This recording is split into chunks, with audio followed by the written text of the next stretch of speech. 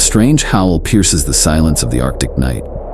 It echoes across a world painted in white, a land where the sun hides for months and the air itself seems alive with secrets. Here, survival is not a rite but a ritual. Every breath, every fire, every hunt, a quiet negotiation with the merciless cold. And in such a place, where man and nature exist in fragile balance, stories are more than just tales. They are warnings, memories, and sometimes, they are the only way to make sense of the things that move beyond the edge of the firelight. What if the wildest of these tales were true? What if, hidden among the shadows of the tundra, there still roamed something neither man nor beast? A being that walks upright like you, but howls at the moon with the untamed soul of a wolf? The Inuit call it the Adlet, half human, half dog. Born from the union of two worlds that were never meant to meet. To some, it is a monster, a creature of blood and hunger, prowling the icy plains. To others, it is a spirit of endurance, the living echo of the Arctic's wild heart. But what does the Adlet truly represent? Is it a warning of what happens when humans cross the boundaries of nature? Or a reflection of our own duality, the battle between civility and instinct that lives within us all?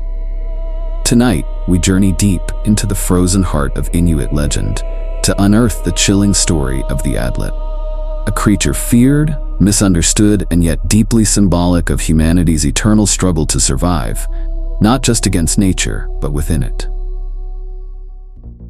To understand the Adlet, we must first understand the world that imagined it, a land sculpted by ice, silence, and endurance. The Arctic, a place both breathtaking and brutal. Here, the horizon stretches endlessly, and the snow becomes a mirror for the soul, reflecting both beauty and isolation. In this world, life teeters on a knife's edge. The cold does not forgive mistakes, and the darkness can linger for months. For the Inuit, survival was never just a struggle against nature. It was a relationship with it. Every gust of wind carried wisdom. Every shift in the ice spoke of change. The northern lights were not just patterns in the sky, they were spirits dancing, reminders that the unseen world lives beside our own. Their stories were born from observation, reverence, and necessity. They were not told to frighten children or pass idle time by the fire. They were guides, moral compasses for life in a landscape that demanded balance and humility. Inuit mythology is a living map of how to exist in harmony with the elements. It teaches respect for the seal that gives its life, gratitude to the snow that shelters, and fear of the forces that cannot be tamed. And among these forces is one creature that stands apart, a reminder of what happens when the boundaries between human and nature blur beyond recognition. Dogs were at the heart of Inuit survival. They pulled sleds through the storms, guarded camps from danger, and shared warmth during the coldest nights. To the Inuit, dogs were not simply animals. They were partners, protectors, and often the difference between life and death. It is within this sacred bond, this deep interdependence between man and dog, that the legend of the Adlet was born. A story that asks a question both ancient and unsettling. What happens when the relationship between human and beast goes too far? When companionship crosses into creation? The Adlet stands as one of the most haunting figures in Inuit lore, not because it is monstrous, but because it reflects the fragile line that separates civilization from wilderness, flesh from spirit, human from animal. In the endless night of the Arctic, where the wind howls like a living thing and the snow remembers every step, the tale of the Adlet reminds us that even the wildest myths are born from truth, and from the human heart that beats beneath the ice. Every legend begins with a moment of loneliness, and a choice that changes everything. Long ago, in the frozen heart of the Arctic, there lived a woman apart from her people. No one remembers why she left, perhaps exile, perhaps sorrow, but she built her shelter on the edge of the world, where only the wind kept her company. The nights were long, the silence endless, and in that silence she began to dream of warmth, of companionship, of something to fill the emptiness between her heartbeats. One day, a great dog appeared near her dwelling. Its fur was thick as snowdrift, its eyes bright with uncanny intelligence. Some say it was no ordinary animal, but a spirit in disguise, drawn by the woman's solitude. Others say it was simply the embodiment of the wilderness itself, curious about the human who dared to live alone. The woman offered the dog food, and he did not leave. Days turned into nights, and nights into seasons. Between them grew a strange understanding, one born not of language, but of need. And from this unholy union, life emerged. She gave birth to 10 children, 5 who looked human and 5 who resembled dogs. The woman loved them all, though her love was shadowed by fear. She knew her children were not like others, and that the world would never accept them. In time, word of her strange family reached her father. When he came and saw what she had done, shame filled him like ice in his veins. He saw his daughter not as a mother, but as a blasphemy. To restore his honor, he devised a cruel deception. He told the woman he would help feed her dog husband, that he would share meat with him each day. But instead, he tied stones to the dog's neck and sent him into the sea to drown. When the woman discovered the truth, her grief was unbearable. Her wails carried across the tundra, a sound so full of pain that the sea itself seemed to shudder. Terrified for her children, and perhaps fearing her father's wrath, she placed them, the half-human, half-dog offspring, into a small boat. With trembling hands, she pushed them out onto the icy waters. Some stories say she prayed to the spirits to protect them. Others say she cursed her father with her final breath. The tide carried her children far from home. Those who drifted beyond the horizon, it is said, became the ancestors of distant foreign peoples, a mythic explanation for the outsiders who later came from across the sea. But not all were carried away. Some remained behind, crawling onto the ice to grow, hunt, and change. These were the ones who became the Adlet, taller than men, faster than wolves, their bodies built for the cold and for the chase. They ran on 2 legs but hungered like beasts, driven by the instincts of both worlds. Neither fully human nor fully animal, the Adlet became eternal outcasts, rejected by both sky and earth, feared by the living, and remembered in whispers. Their story is not just one of horror. It is a story of loss, of love twisted by loneliness, and of the thin, fragile line that separates humanity from the wilderness it depends upon. The Adlet's howl, some say, still carries the sorrow of that first mother, a cry for the children she could not save, and the boundary that was never meant to be crossed. Stories of the Adlet did not fade with the snow. They endured, whispered from elder to child, around fires flickering against the frozen dark. Every generation had its own encounter to tell. Hunters spoke of red shadows racing across the tundra, too fast for the human eye to follow. They told of footprints, long, deep, and shaped like those of a man, yet spaced like the strides of a running wolf. Some claimed to hear howls that began as mournful cries, then twisted into something almost human, the sound of a voice torn between 2 worlds. The Adlet were said to roam the icy plains in small packs, their fur matted with frost, their breath steaming in the cold. They hunted like wolves, cunning and coordinated, yet their eyes gleamed with something disturbingly human, an intelligence that unsettled those who met it. They did not always attack. Sometimes they only watched from the ridges, as if remembering a time when they too had been part of humankind. But there were darker tales, of travelers found torn apart on the snow, their sled dogs missing, their camps eerily undisturbed. In these stories, the Adlet were predators of vengeance, striking without mercy, reminders that the Arctic belonged to no one but itself. Yet even in the most fearful accounts, there was always an undercurrent of sorrow. Some Inuit elders described them not as monsters, but as lost souls, creatures born of loneliness and rejection, searching endlessly for the warmth they had been denied.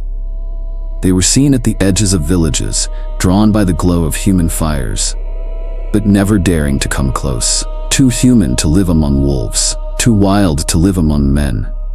And so they wandered, symbols of a broken harmony. For the Inuit, these stories were never just about the creature itself. The Adlet embodied something far greater, the wild, ungovernable spirit that humans must learn to coexist with or perish trying. In a land where survival depended on balance between hunter and prey, man and nature, restraint and hunger, the Adlet served as a warning. It was said that those who disrespected the animals they hunted, or who took more than they needed, risked attracting the Adlet's wrath. To lose respect for the natural world was to invite chaos, to awaken the beast that lives not on the tundra but within the human heart. Because the Adlet is more than a creature of myth, it is a mirror, showing us what we become when our instincts overtake our wisdom, when we forget that survival is not conquest but coexistence. Perhaps the Adlet was never meant to be feared, but remembered, as a reminder that humanity's greatest danger has always come, not from what lives beyond the campfire's glow, but from what stirs within the shadows of our own nature. At its heart, the story of the Adlet is not just about a creature. It is about identity, belonging, and the fragile boundary between the human and the wild. The Adlet's tragedy begins not in its hunger or violence, but in its existence. It is born of two worlds that can never truly meet, human and animal, and as such, it belongs to neither. It asks a timeless question: what happens when you no longer belong to any world? The Adlet walks on two legs, but its instincts are ruled by the call of the hunt. It thinks, it remembers, it suffers, yet it cannot live among people. It is a being of contradictions, rational yet savage, intelligent yet driven by primal urges. In this, it mirrors the deepest conflicts of the human spirit, the eternal struggle between our higher mind and our wild, instinctive nature. For the Inuit, this duality held profound meaning. Their world demanded harmony, not dominance. Every life, from the smallest seal to the fiercest polar bear, had its place and purpose. The Adlet embodied the danger of imbalance, the chaos that arises when one force overwhelms the other. It reminded people that to survive in the Arctic was not to conquer the wild, but to live in rhythm with it. In this sense, the Adlet was both warning and wisdom. It cautioned against arrogance, against forgetting that humans are part of the same natural cycle as the creatures they hunt. To reject that truth, to see oneself as separate or superior, was to lose balance and invite destruction. Where European tales often pit man against monster, the hero slaying the beast to prove his strength, Inuit mythology takes a different view. Here, man and monster are not enemies, but reflections of one another. The Adlet is not cursed by a spell or punished by gods. It is born from a choice, from loneliness, love, and consequence. Its existence is not a punishment, but a lesson. In other parts of the world, similar beings walk through myth. The werewolf, torn between man and beast under the moonlight. The kitsune of Japan, whose shifting forms reveal the hidden power of instinct and transformation. But the Adlet stands apart. It is not a creature of deceit or dark magic. It is a product of reality, of the deep, interwoven bond between the Inuit and the dogs that shared their lives, their hunts, and their survival. Dogs were more than animals in the Arctic. They were lifelines, partners in travel, protectors against predators, and carriers of burdens across endless snow. Without them, humanity could not endure in the north. And so the Adlet's existence, half human and half dog, becomes more than a monster story. It becomes a reflection of dependence, of kinship, and of the delicate thread that connects species in a shared struggle against the elements.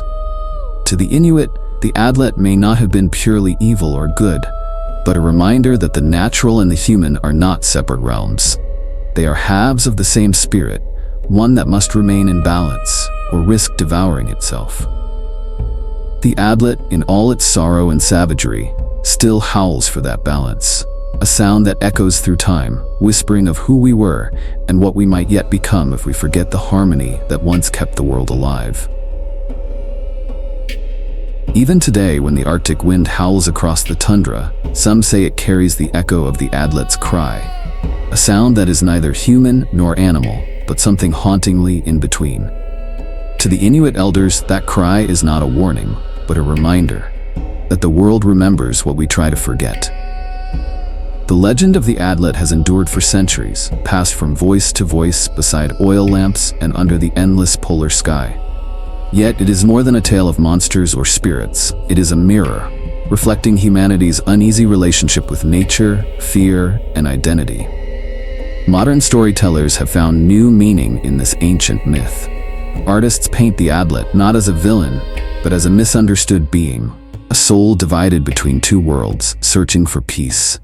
Writers use its story to explore themes of exile and belonging, of what it means to be seen as different in a world that fears the unfamiliar.